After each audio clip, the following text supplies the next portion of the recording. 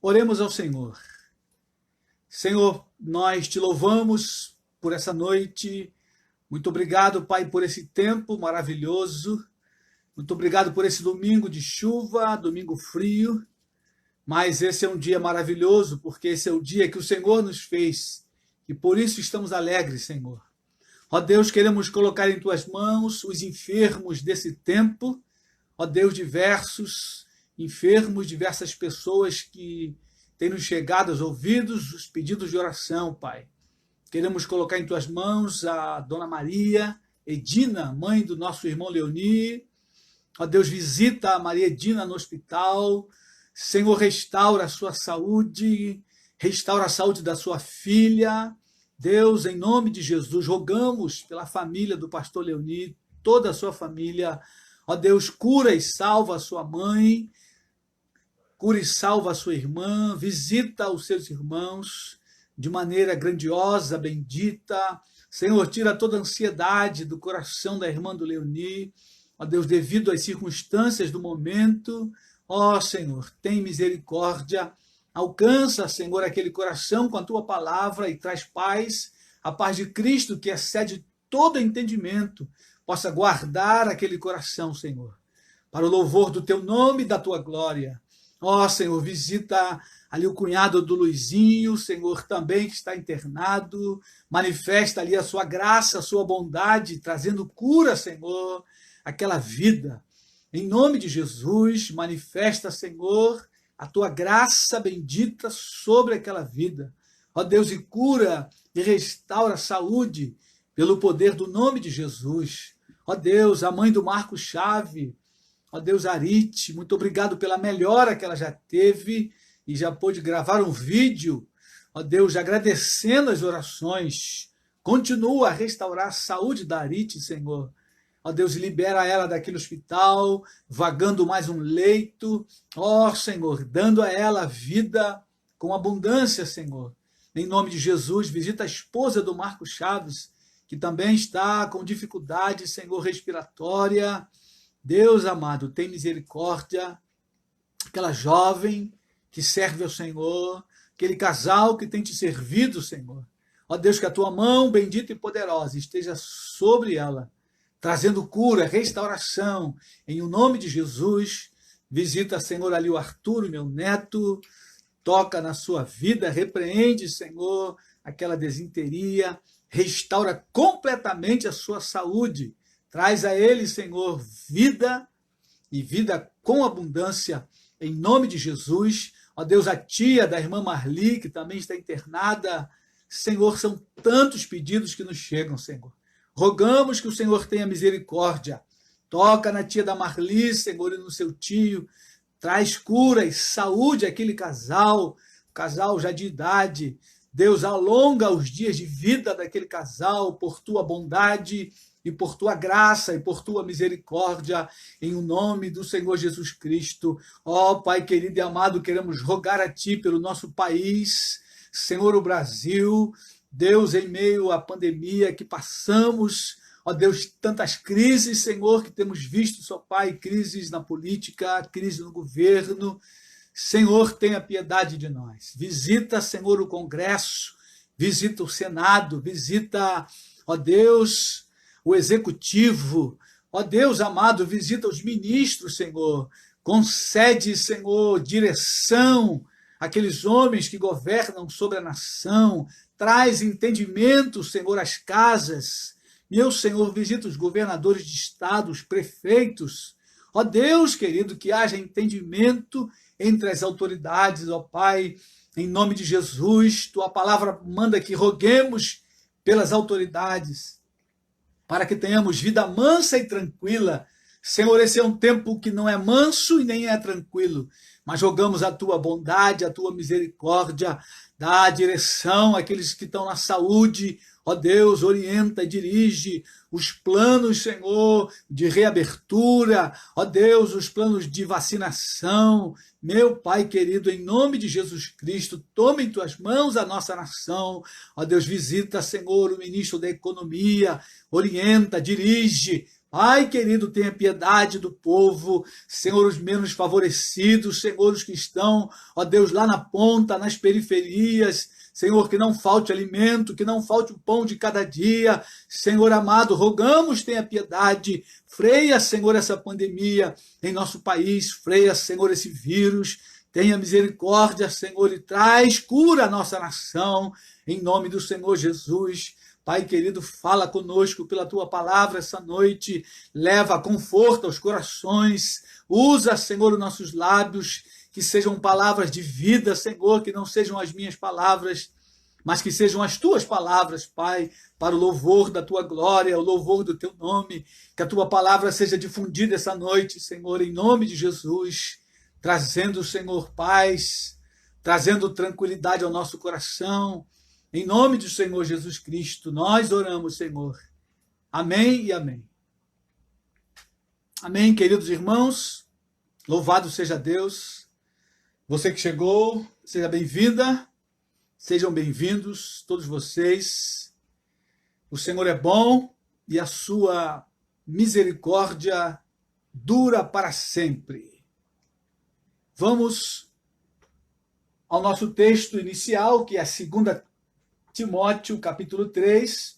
Estamos falando já há alguns dias sobre os males desse tempo, os males dos últimos dias.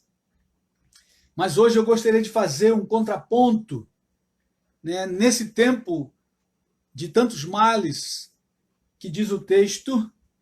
Eu quero olhar como nós devemos nos comportar como igreja diante desse tempo. E aí, querido, eu quero falar ao teu coração, você que já milita nas fileiras do Senhor Jesus Cristo, e quero falar também você que é um apreciador das fileiras do Senhor Jesus Cristo. O texto diz o seguinte, vamos comigo lá na 2ª carta de Paulo a Timóteo, capítulo 3, 2ª carta de Paulo a Timóteo, capítulo 3, versos 1 e 2, diz o seguinte: sabe, porém, isto, nos últimos dias sobrevirão tempos difíceis, pois os homens serão egoístas, avarentos, jactanciosos, arrogantes, blasfemadores, desobedientes aos pais, ingratos e irreverentes. Vamos parar por aqui. Hoje eu pretendo terminar o versículo 2, olhando o restante dessas características desse tempo. São mais 6 características, nós já vimos 2. Na quarta-feira passada, nós vimos sobre o egoísmo e a avareza. Hoje nós vamos ver o restante das características que são os homens. Paulo diz aí, olha, Timóteo, nos últimos dias os homens serão jactanciosos. Essa palavra aí significa presunçosos, ou fanfarronas, ou orgulhosos. Né? Alguém jactancioso, presunçoso, também é um fanfarrão, porque o fanfarrão é aquele que conta vantagem, e aí não deixa de ser orgulhoso. Mas Paulo diz também, olha, os homens serão arrogantes, soberbos, pessoas com orgulho muito acentuado. Né? O arrogante, ele está acima do orgulhoso. É um degrau acima.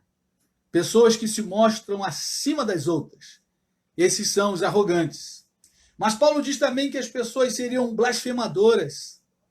E a palavra aí para blasfemadores também significa difamador, aquele que fala mal, que injuria, ou calunioso contra os homens e também contra Deus. Esse é um tempo em que essas características estão bastante acentuadas no meio da sociedade, no seio da sociedade, e a gente não precisa nem argumentar muito, basta você ouvir os noticiários para ver tanta arrogância, prepotência, blasfêmias. Esse é um tempo difícil. Mas ele diz também que os homens seriam desobedientes aos pais. E aí, lógico, se refere aos filhos que não obedecem aos pais, filhos não submissos, mas também significa filhos não persuasivos, filhos contumazes, filhos obstinados. E aí a palavra é muito mais forte, né? Obstinado é aquele que é duro de tal maneira que ele é inflexível. Ele não consegue se dobrar diante do conselho do pai ou da mãe, e ele então levanta a voz, e ele fala contra os pais, ele grita com os pais, ele quer falar mais alto que os pais. Em alguns casos, eles até querem agredir os pais. Esse é o tempo que nós estamos vivendo, um tempo bastante difícil. Mas o texto diz também, Paulo avisa Timóteo, além disso, os homens serão ingratos. Ingratos, ou seja, pessoas mal agradecidas, não têm gratidão no coração, não agradecem a nada e nem a ninguém. Acordam pela manhã, olham para o céu, vê um sol lindo e maravilhoso, mas não agradecem a Deus, que deu a ele mais uma oportunidade de acordar com vida, com saúde, e olhar para o céu e perceber que o sol brilha. E a Bíblia diz que o sol brilha sobre justos e injustos. Olha, isso é a graça de Deus, o sol brilha para todos. Deus, quando manda o sol e manda a chuva, ele manda para todos, logo todos deveriam agradecer quando o sol brilha e quando a chuva cai, que rega a terra, que produz o alimento e que o alimento chega até nós e nós então podemos nos alimentar. Mas Paulo diz também que os homens seriam irreverentes. Irreverentes ali é mesmo que profanos ou ímpios. O grau de impiedade cresce assustadoramente. Então, diante, queridos, desse quadro, eu quero chamar a você a pensar, a refletir comigo. Qual é o nosso papel diante dessa situação? Qual é o papel da igreja num tempo tão obscuro? Esse é um tempo tão difícil, de realidades terríveis e selvagens. Qual é o nosso papel? E o nosso papel, querido, ele vai trazer refrigério para esse tempo, para esse mundo. E eu quero ir com você lá em Mateus, Evangelho de Mateus, capítulo 5, versículo 13. Mateus, capítulo 5, é o começo do chamado Sermão do Monte, ou Sermão da Montanha, o famoso sermão de Jesus. Nesse sermão, Jesus traz uma espécie de cartilha do Evangelho. Se você que não está muito acostumado com a Bíblia e com as doutrinas e os princípios bíblicos, quiser saber como que os cristãos devem se comportar, aí você abre lá em Mateus, capítulo 5, 6 e 7. Jesus ali faz uma espécie de cartilha do Evangelho, ou seja, ele condensa várias doutrinas nesses 3 capítulos e ele fala um pouquinho de cada uma, mas fala bastante para o meu coração e para o seu coração, e principalmente para esse tempo. Mateus capítulo 5, abre comigo aí, versículo 13, e a gente então aqui vai começar a perceber qual deve ser a minha postura, a sua postura diante dessa situação, diante desse mundo tenebroso, né, diante da nossa situação como país, que passa por um tremendo caos. Diz aí o seguinte o texto: vós sois o sal da terra. Ora, se o sal vier a ser insípido, como lhe restaurar o sabor? Para nada mais presta, senão para, lançado fora, ser pisado pelos homens. Jesus aqui começa trazendo uma advertência para mim e para você. Ele diz, vós sois. Aí está se dirigindo aos discípulos. Isso tem tudo a ver comigo e contigo, com a igreja de Cristo, com aquele que um dia tomou o senhorio de Jesus e colocou sobre a sua vida. E ele agora diz, eu sou um cristão, eu sou um discípulo de Jesus.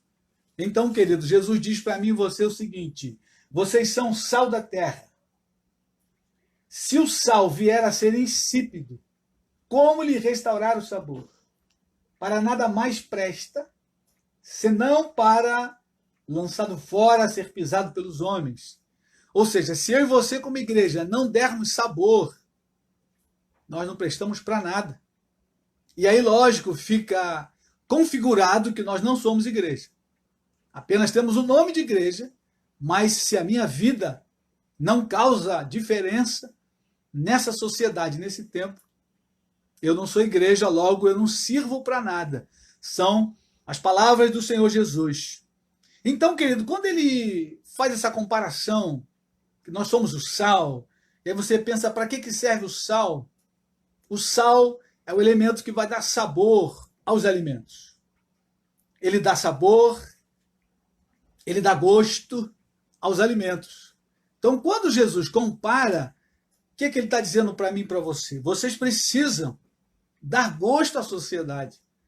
Vocês são responsáveis, no meio dessa sociedade caótica que caminha para o caos. Eu e você, queridos irmãos, somos os responsáveis para dar gosto à sociedade, para dar sabor às vidas, para dar alegria àqueles que estão à nossa volta, mas também para dar sentido à vida àqueles que estão cansados de andar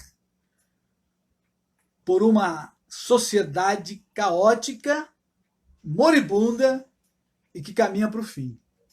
Queridos, esse é o nosso papel. Eu e você precisamos dar sabor às pessoas. As pessoas têm que se sentir bem quando elas chegam perto de nós, quando elas vêm conversar conosco, elas encontram conosco, elas precisam se sentir bem, se sentir alegres, porque elas vão encontrar em nós o brilho de Cristo, a alegria do Senhor, o sorriso nos lábios e sempre uma palavra de graça, uma palavra que salga o coração, como diz lá em Colossenses, uma palavra que traz ânimo ao coração, não uma palavra que dá desânimo, uma palavra que levanta, que fortalece. Esse é o nosso papel nesse tempo. Tempo tão obscuro, tempo tão tenebroso. Eu e você somos aqueles responsáveis, querido, que vão trazer sentido à vida das pessoas, que vão dar gosto. Mas além do sal, ele dar gosto, ele também preserva. Né? O sal foi usado por muitos anos para conservar. Nos anos em que não havia geladeira ou frigoríficos, e ainda nos lugares, né, nos rincões da pátria onde não há geladeira, as pessoas conservam os alimentos com sal, para que o alimento não apodreça, para que o alimento não se estrague, para que o alimento não cheire mal. Querido irmão, amigo, você que está conosco, quando nós olhamos à nossa volta, a sociedade cheira mal, as conversas de gabinete, queridas, reuniões secretas, elas cheiram mal. E eu e você, se estivermos presente, nós precisamos conservar a ética, conservar a modéstia, conservar a boa palavra, conservar os bons costumes.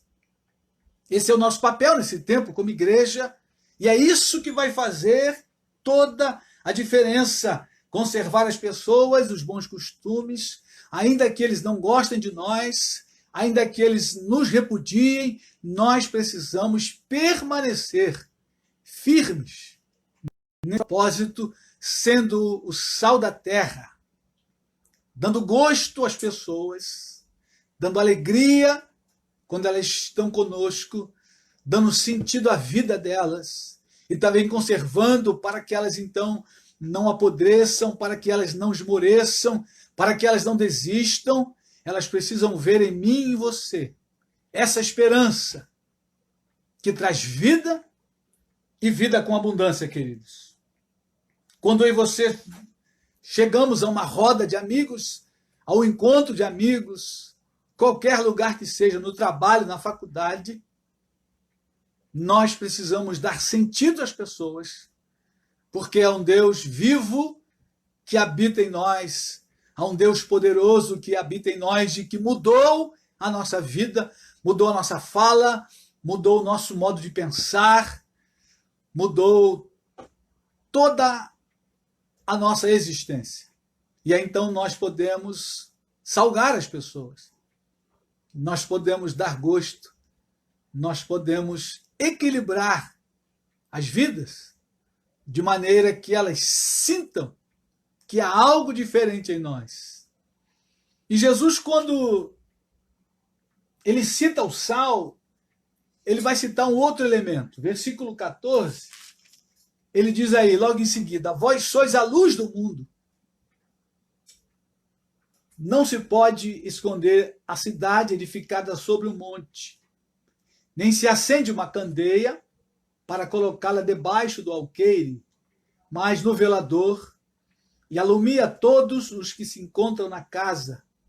Assim brilhe também a vossa luz diante dos homens, para que vejam as vossas boas obras e glorifiquem a vosso Pai que está nos céus. Queridos irmãos, o que ele diz é o seguinte: além de vocês salgarem a sociedade, darem gosto, vocês precisam iluminar o ambiente em que vocês chegam. Vós sois a luz do mundo. Vós sois a luz do mundo. Assim brilhe a vossa luz diante dos homens, na presença dos homens, para que ele, vendo a vida de vocês, eles possam glorificar o Pai que está nos céus. Querido, quando os homens olharem para nós, eles precisam glorificar a Deus. Quando os homens ouvirem nossa conversa, quando eles olharem as nossas atitudes como igreja, eles precisam glorificar a Deus no céu e dizer verdadeiramente há cristãos de verdade nessa cidade, nesse bairro, nesse estado e nesse país. E o que nós temos visto na nossa nação é uma situação muito difícil, dramática, em que algumas pessoas usurpam da palavra evangélica ou da palavra cristão e saem dando um péssimo testemunho, dessa maneira envergonhando o nome de Cristo. Cristo disse o seguinte: é impossível que não haja os escândalos, mas ai daqueles por quem vêm os escândalos. Então nós sabemos que haverá escândalos, mas Jesus disse, ai daqueles por quem vêm os escândalos. Mas, queridos, se eu e você tomamos esse nome, cristãos, seguidores de Cristo, discípulos de Jesus, nós precisamos honrar esse nome e levantar a bandeira do Evangelho, não esse Evangelho que está por aí, mas o Evangelho de Jesus Cristo, o qual estamos lendo e meditando, quando ele diz no Sermão do Monte que nós devemos ser o sal e a luz, e a nossa luz precisa brilhar diante dos homens, a luz precisa iluminar os homens. Todos quantos estão em trevas, queridos, precisam ser iluminados quando eles chegarem diante de um cristão. Pode ser qualquer tipo de conversa. Quando um cristão chegar, a conversa precisa ter uma direção nova. Se ela for uma conversa torpe, desprezível, a tua presença como cristão vai fazer a diferença. Precisa fazer a diferença. Eu e você precisamos levar luz àquele grupo de amigos, àquela roda de trabalho, se porventura estiverem falando de coisas tenebrosas, terríveis. A nossa presença precisa, então, iluminar. E o ambiente precisa ficar leve. A presença do cristão, em qualquer lugar, queridos, vai trazer paz. Cristo está em nós. E ele é o príncipe da paz. O lugar pode estar uma pandemia.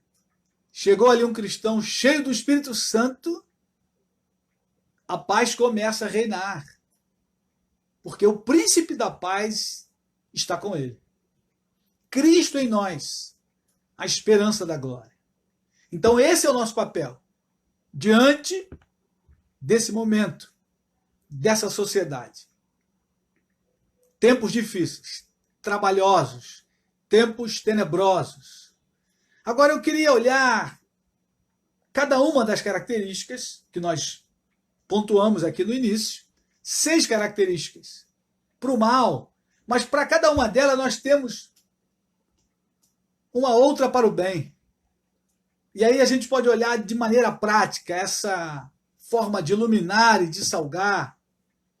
Como eu vou iluminar? Como eu vou salgar? E aí é muito fácil. Pensando aí na primeira característica, os homens seriam presunçosos, né? Pessoas que se vangloriam a si mesma. Ainda em Mateus, olha um pouco mais à frente aí, capítulo 6, Jesus segue ensinando no seu sermão famoso.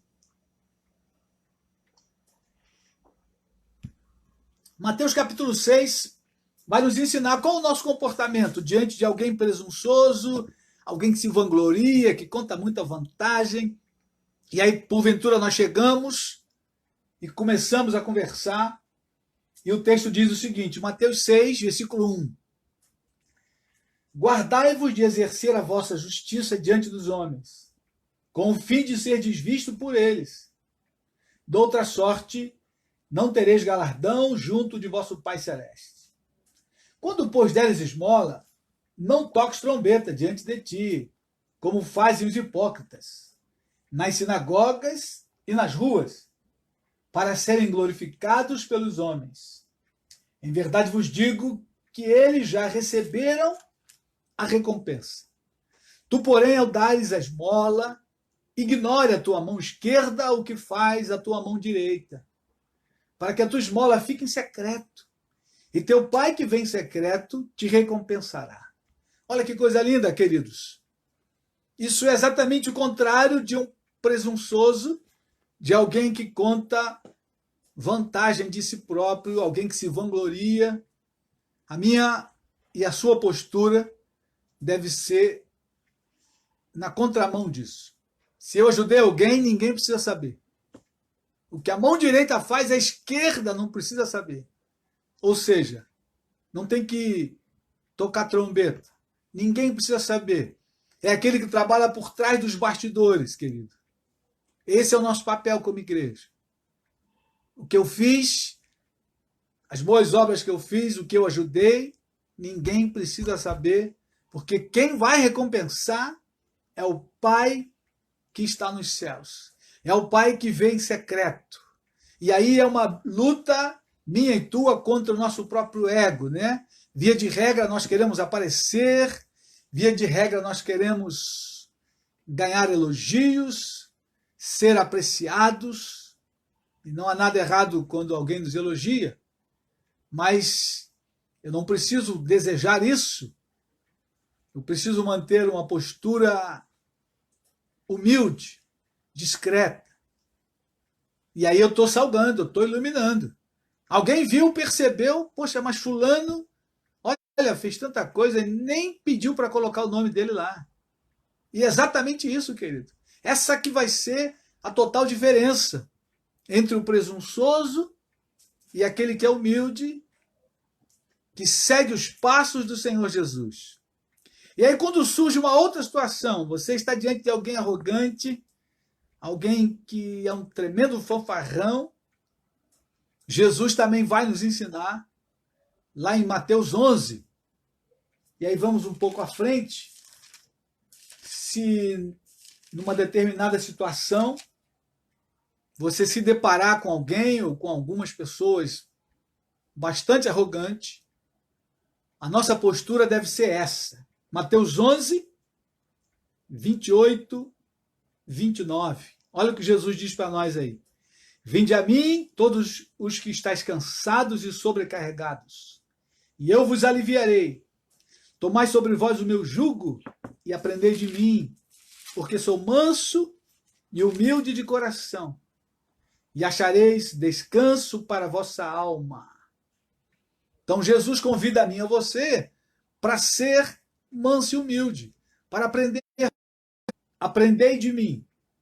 Logo, se eu estou seguindo Jesus, se eu e você levantamos a bandeira do cristianismo, a nossa postura deve ser mansa e humilde. Deu para entender, queridos? Em qualquer situação, discussão, em casa, com o vizinho, no trabalho, na escola, alguém levanta, você e eu abaixamos a voz. Manso e humilde de coração. Isso vai trazer um tremendo impacto. Quando alguém vem gritando com você, e você, quando tiver que falar, você vai calmo e sereno. Aquilo vai impactar a pessoa que está na arrogância e quem está presenciando a cena. Esse é o perfil do cristão. Essa é a vida do cristão.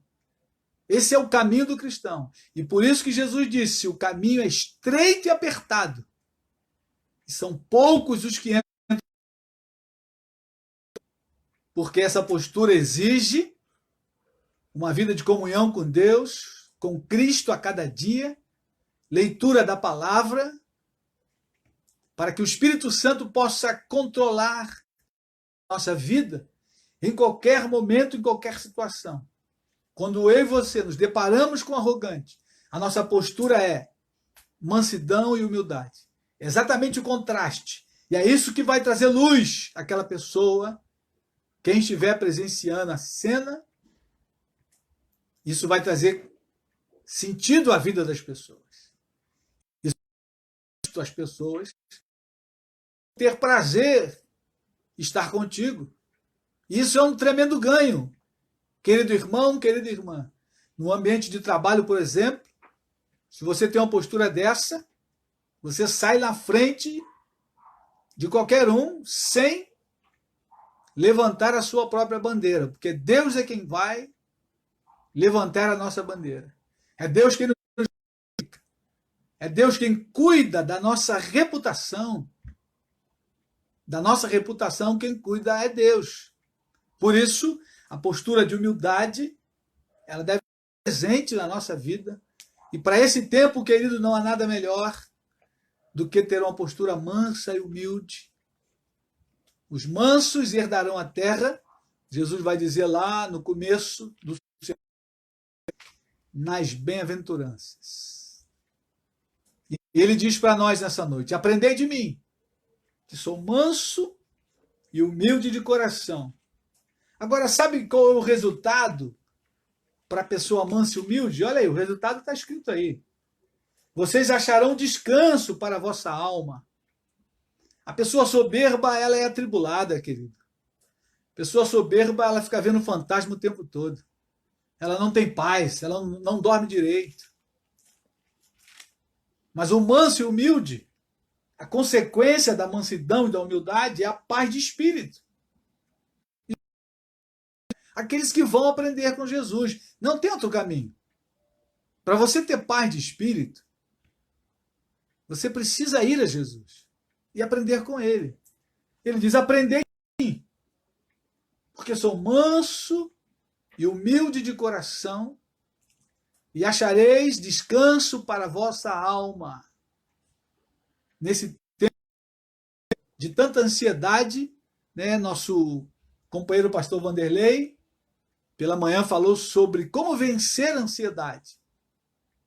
E ele tocou nesses tópicos. Pessoa mansa e humilde, ela vai encontrar paz, logo a ansiedade será dissipada da sua vida. Porque o manso e humilde, aquele que aprende com Jesus, ele gera fé no coração. E para você vencer a ansiedade, porque a ansiedade é a ausência de fé, é a incredulidade. Pastor Vanderlei ensinou nesta manhã uma boa palavra. Se você não tem live para ouvir domingo pela manhã, às 10 horas, pastor Vanderlei, pastor Leoni, também ensinou hoje pela manhã. Tem alguns pastores que têm pregado a palavra de maneira excelente. Alguns eu posso indicar a você. Pessoas com as quais eu ando e conheço a vida. Pessoas com vida reta, pessoas com vida na presença do Senhor. Terceira característica que Paulo cita aí para Timóteo, que são os blasfemadores. Como eu me comporto diante de alguém que está blasfemando, falando pelos cotovelos, caluniando, e essa calúnia às vezes é alguém, e às vezes é calúnia contra o próprio Deus. E aí eu quero ir a Lucas com os irmãos, Lucas 6, é no Sermão do Monte também, sendo que Lucas registra ali algumas coisas que Mateus não registra. Lucas capítulo 6, verso 27 e 28, tem um grande ensinamento. É o contexto do Sermão do Monte. Vai falar da vingança. E esse é um tempo que a gente vê muitas vinganças. Você vê vingança na política o tempo todo. Você vê vingança na escola, vingança no condomínio, vingança em todo canto. As pessoas são vingativas porque são blasfemadoras, caluniadoras. Quando eu e você, discípulo de Cristo, nos deparamos numa situação como essa, o conselho de Cristo para mim e para você é esse. Lucas 6, 27. Digo-vos, porém, a vós outros que me ouvis, amai os vossos inimigos, fazei o bem aos que vos odeiam, bendizei aos que vos maldizem, orai pelos que vos caluniam. Olha que coisa linda. Ao que bater numa face, oferece-lhe também a outra. E ao que tirar a tua capa, deixa-o levar também a túnica. Dá a todo o que te pede, e se alguém levar o que é teu, não entres em demanda. Como quereis que os homens vos façam, assim fazei vós também a eles. Então, queridos, a postura de um cristão, de um discípulo de Cristo, diante de alguém que está blasfemando, caluniando, é orar por ela. Orai pelos que vos maldizem. Bendizei os que vos maldizem e orai pelos que vos caluniam. Esta é a nossa postura. E isso vai fazer a diferença num contexto onde o ambiente, via de regra, não é saudável, um querendo crescer, independente do que vai fazer com o colega. É assim ou não é, querido? Você, seja qual for o teu ambiente de trabalho, via de regra é esse. Passei 18 anos numa fábrica e é o que eu mais via.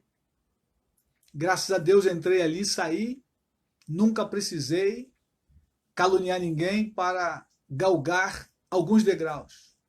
Simplesmente Deus foi me levando degrau por degrau, sem eu ter que passar a perna em ninguém. Simplesmente, lógico, eu e você temos que fazer a nossa parte no que diz o profissionalismo, o estudo, a melhoria, os cursos. Essa é a nossa parte. Não caluniar alguém para se prevalecer. Não mentir. Não passar a perna. Não pisar alguém. Precisamos ter a postura de Cristo. Orar pelos que nos caluniam. Bendizer os que nos maldizem. Essa é a diferença, querido. Esse é o sal da terra. Essa é a luz do mundo. É o que vai dar gosto nesse tempo. Imagine você, 40 milhões de evangélicos, segundo o IBGE, já está mais do que isso, nesse país, com essa postura, dia a dia, em cada empresa, em cada escola, em cada esquina. O Brasil estaria diferente. Se a cristandade, numericamente falando no nosso país, fosse de fato discípulo de Cristo Jesus. Uma coisa eu fazer parte do rol de membro de uma igreja, outra coisa eu ser um discípulo de Jesus, seguir as pegadas do Senhor Jesus. E o nosso convite essa noite, para esse tempo difícil, é que nós sejamos discípulos verdadeiros do Senhor Jesus. Nós sigamos as pegadas do Mestre, queridos. E o caminho é estreito e apertado. Não há que fazer vingança com a própria mão. Assim, diante de alguém caluniador, eu e você precisamos e devemos, como sal e luz, orar por aqueles que nos caluniam, bendizer os que nos maldizem. Você pode dizer amém? Aonde você estiver, na sua casa, aonde você estiver, querido. Esse é o caminho estreito e apertado, o caminho que Jesus andou e convidou alguns para caminhar junto com ele. A quarta característica aí é a desobediência aos pais. E eu e você, como cristãos, como filhos e como pais, alguns são pais aqui na live, alguns são apenas filhos. Deus tem uma palavra para nós lá em Efésios. Efésios 6. O mundo vive, né, esse contrassenso. O momento é tão difícil que os pais não conseguem mais educar os filhos, extremamente rebeldes. Os filhos não querem mais obedecer aos pais. E aí o que nós vimos e ouvimos são muitas discussões, brigas, lamentavelmente, a sociedade se decompondo, porque não querem andar nos princípios do Evangelho do Senhor Jesus Cristo. Efésios capítulo 6, verso 1. Olha o que diz aí. Filhos, obedecei a vossos pais no Senhor, pois isto é justo. Honra teu pai e tua mãe, que é o primeiro mandamento com promessa, para que te vá bem e seja de longa vida sobre a terra. E vós, pais, não provoqueis vossos filhos a ira, mas criai-os na disciplina e na admoestação do Senhor. Ora, a minha e a sua precisa ser exemplo. Aonde moramos, no bairro, no condomínio, nossos filhos precisam obedecer a nossas ordens e nós não devemos irritar os nossos filhos. Há mandamento para os filhos, mas também há mandamento para os pais. Vós, pais, não provoqueis vossos filhos a ira. Querido, isso faz toda a diferença nessa sociedade. E quando eles então olham para a tua família, quando eles olham para a minha família, eles então vão glorificar a Deus no céu. É o que Jesus disse lá em Mateus, o texto que nós lemos, para que vejam as vossas boas obras, para que vejam o vosso relacionamento familiar saudável, onde não há xingamento nem palavrões, mas onde há harmonia, a cordialidade, amor, aquela fragrância.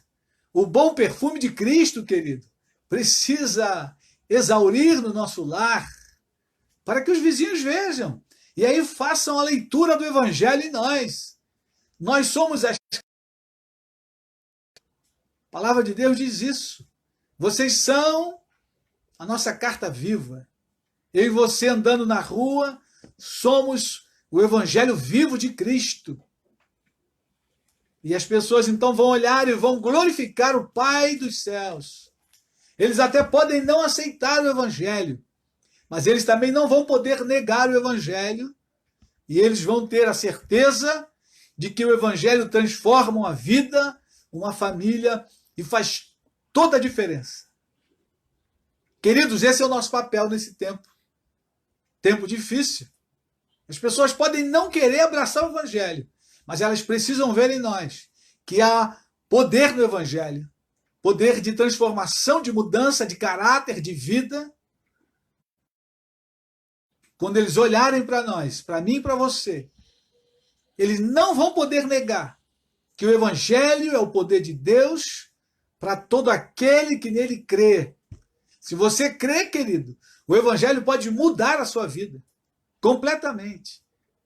Ações, modo de pensar, agir, de falar, modo de conviver, com esposa, filhos, amigos. Esse é o poder do Evangelho, que se manifestou na minha vida e pode se manifestar na sua vida também. Tem se manifestado na vida de vários irmãos aqui na live. Essa é a nossa postura nesse tempo, queridos. Quinta característica: os homens seriam ingratos, mal agradecidos. E a Bíblia diz lá no livro de Colossenses, um pouco mais à frente aí de Efésios, né? Depois vem Filipenses, e logo então chegamos a Colossenses. Livro de Colossenses, capítulo 3, versículo 15. Olha o que diz aí. Seja a paz de Cristo o árbitro em vosso coração, a qual também fois chamados em um só corpo, e sede agradecidos. Que texto maravilhoso. A paz de Cristo é o árbitro, é aquilo que fala o nosso coração. O árbitro aí é o juiz. Eu e você precisamos ter a paz de Cristo em toda e qualquer situação. E com essa paz de Cristo em mim, eu preciso ser. E quando nós vamos a Tessalonicenses, próxima carta aí de Paulo, primeira carta de Paulo aos Tessalonicenses, capítulo 5, versículo 18. Ah, Marcos, mas em que situação eu tenho que agradecer a Deus? Eu quero dizer a você o seguinte: toda e qualquer situação, até do Covid, Olha o que diz o texto aí, Tessalonicenses, capítulo 5, verso 18. Em tudo dai graças, porque esta é a vontade de Deus em Cristo Jesus para convosco. A vontade de Deus é que eu e você sejamos agradecidos.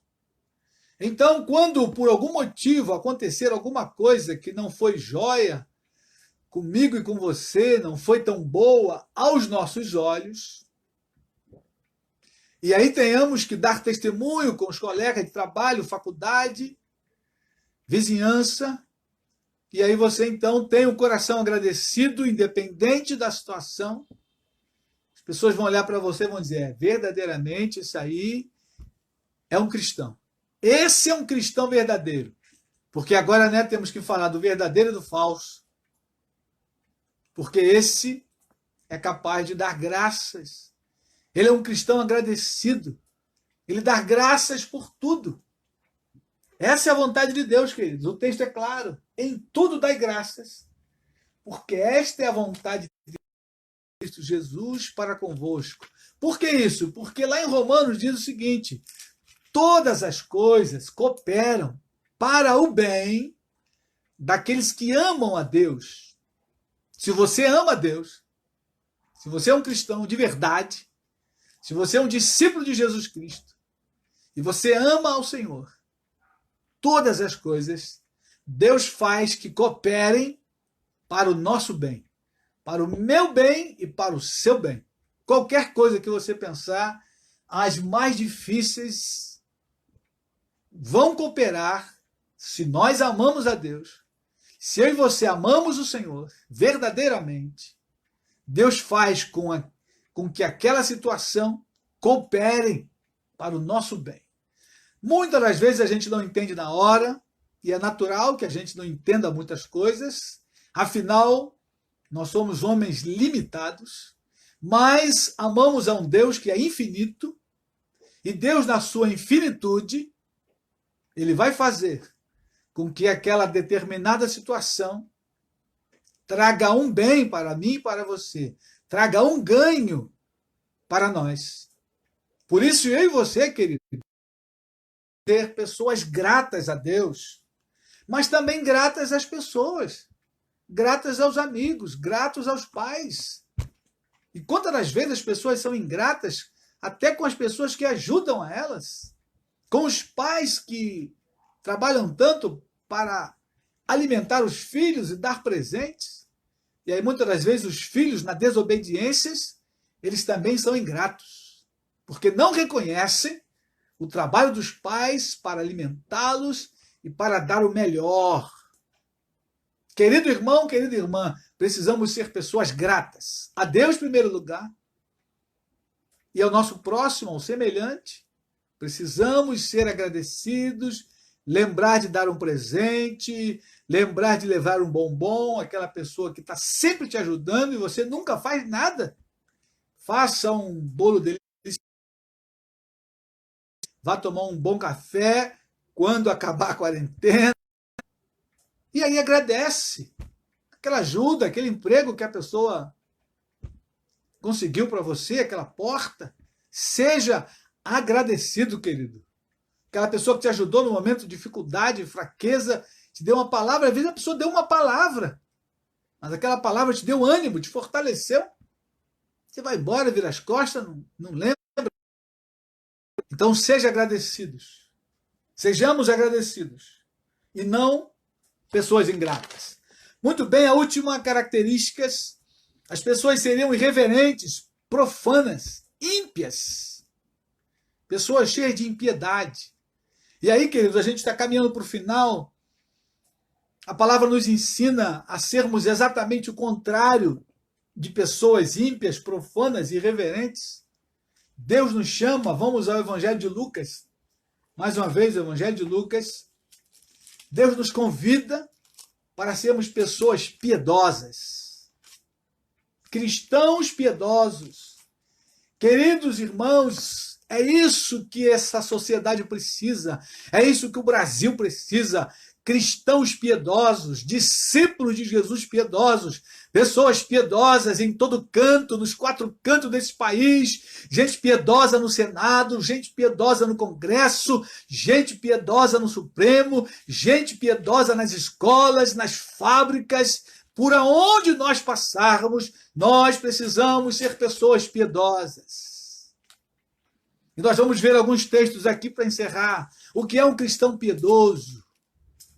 Quero olhar com os irmãos Lucas 2, versículo 25. O primeiro texto fala de um homem chamado Simeão, um homem justo. Lucas capítulo 2, verso 25. Abre a tua Bíblia.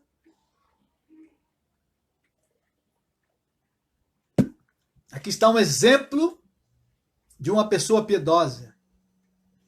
Diz aí o seguinte: havia em Jerusalém um homem chamado Simeão. Homem este justo e piedoso, que esperava a consolação de Israel, e o Espírito estava sobre ele. Olha que coisa linda! Havia em Jerusalém, na cidade de Jerusalém, morava um homem, que esse homem era justo e piedoso.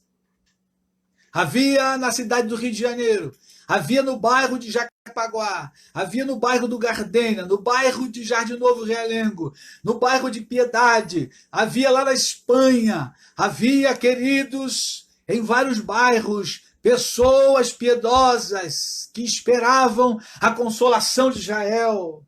E o Espírito Santo estava sobre eles. Aleluia, o Espírito Santo precisa estar em nós. Somente com o Espírito Santo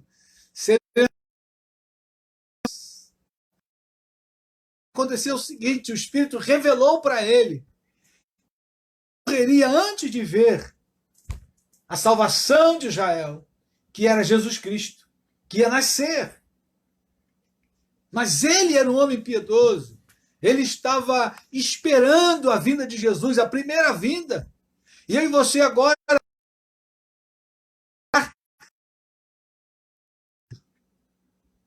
Essa é a nossa postura hoje. O Espírito Santo está em nós, nos capacitando para que nós sejamos pessoas piedosas, justas. Alguém que é justo é alguém que anda em justiça. É alguém que não pode ver a justiça, que ele vai trabalhar a favor da justiça. Alguém piedoso é alguém que ora a Deus, que adora a Deus, que serve a Deus em espírito e em verdade. Essa é a pessoa piedosa. Mas eu queria ver um outro exemplo. Lá em Gênesis, vamos comigo lá no primeiro livro. E o exemplo agora é de Noé, que viveu tão distante de Simeão e tão distante de mim e de você.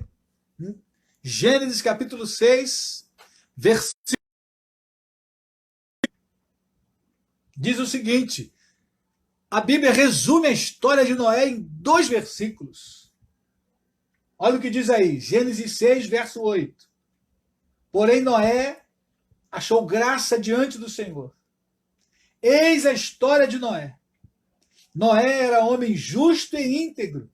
Entre os seus contemporâneos, Noé andava com Deus. Esta é a história de Noé, queridos. Noé era um homem justo e íntegro. E aí a Bíblia não precisou falar mais nada. A história dele se resumia na integridade e na justiça. E no terceiro elemento, Noé andava com Deus. Essa deve ser a nossa história. Justiça e integridade de quem anda com Deus, de quem anda com o Espírito Santo de Deus, cheio do Espírito Santo. Quando alguém falar de você, eis a história de alguém, fulano de tal. Era uma pessoa justa e íntegra. Parecia ao lado de Jesus. Você chegava perto dela, ela tinha uma palavra de consolo. Você falava mal de alguém perto dela, ela aquela pessoa tem qualidades. Vamos procurar as qualidades dessa pessoa. Alguém que anda em justiça. Alguém que anda na integridade. Eis a história de Noé. Homem justo e íntegro entre os seus contemporâneos. Esse é um outro detalhe, querido. Nesse tempo difícil que nós estamos vivendo, né, hoje eu coloquei mais cedo no Face, é possível ser justo e íntegro nesse tempo difícil. Basta você andar com Deus. Basta você andar ao lado de Jesus. Basta você ser cheio do Espírito Santo. Basta eu ser cheio do Espírito Santo. Nós andaremos e na integridade de Deus. Aleluia. Louvado seja Deus. E as pessoas vão ver em nós essa integridade e essa justiça. Para terminar, querido, quero voltar com você lá no Novo Testamento. Lá em Tito, carta de Paulo a Tito, capítulo 2, depois de Timóteo, Paulo escreve 2 cartas para Timóteo, que era filho na fé, mas ele também escreveu para Tito, que era um outro filho na fé, um outro discípulo de Paulo. E com esse texto nós vamos encerrar, chamando a minha e a sua atenção. Tito, capítulo 2, versículo 12, 13 e 14. Carta de Paulo a Tito, lá no finalzinho da Bíblia, antes de Hebreus, capítulo 2, verso 12, diz assim: educando-nos para que, renegadas a impiedade e as paixões mundanas, vivamos no presente século, sensata, justa e piedosamente. Olha que coisa linda, queridos. Educando-nos, Jesus nos educou. Para quê? Para que nós reneguemos a impiedade e as paixões mundanas. Vivamos no presente século, de forma sensata, de forma justa e de forma piedosa. Sensata, justa e piedosa, aguardando a bendita esperança e a manifestação da glória do nosso grande Deus e Salvador Jesus Cristo. Essa é a nossa esperança. Nós estamos aguardando a grande manifestação de Deus na pessoa de Jesus Cristo. Agora, olha o versículo 14. O qual a si mesmo se deu por nós, a fim de remir-nos de toda a iniquidade e purificar para si mesmo um povo exclusivamente seu, zeloso de boas obras. Ou seja, Jesus nos remiu. A palavra remir-nos aí, querido, é resgatar mediante a pagamento de fiança. Jesus pagou pelos nossos pecados. É isso. Ele pagou a nossa dívida com Deus. Nós merecíamos a morte. Jesus foi lá na cruz, morreu em nosso lugar e pagou a nossa dívida.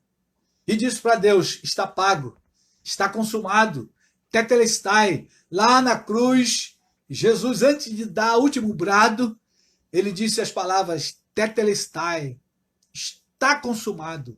Eu paguei pelos pecados de toda a humanidade.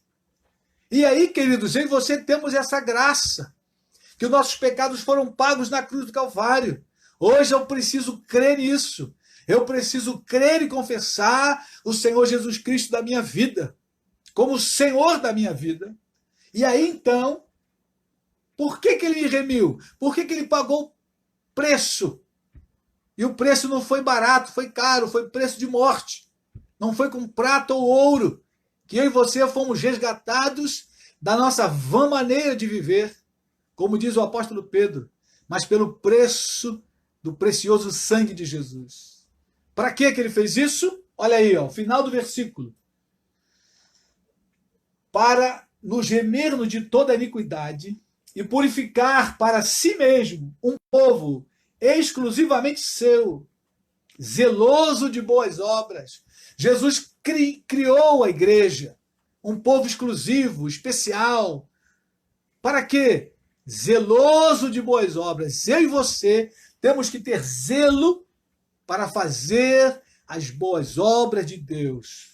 A palavra aí, querido, é aquele que tem uma ardente expectativa, um ardente zelo pelas coisas de Deus, pelas coisas certas, querido. Eu e você temos que zelar pela verdade, temos que excomungar a mentira, temos que excomungar a prostituição, a propina, a desgraça na sociedade. Eu tenho que ter zelo pela paz, pela verdade, pelas coisas certas, pelo preço justo.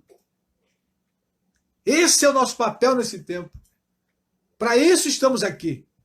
E Cristo nos chamou para essa hora, para sermos um povo zeloso de boas obras.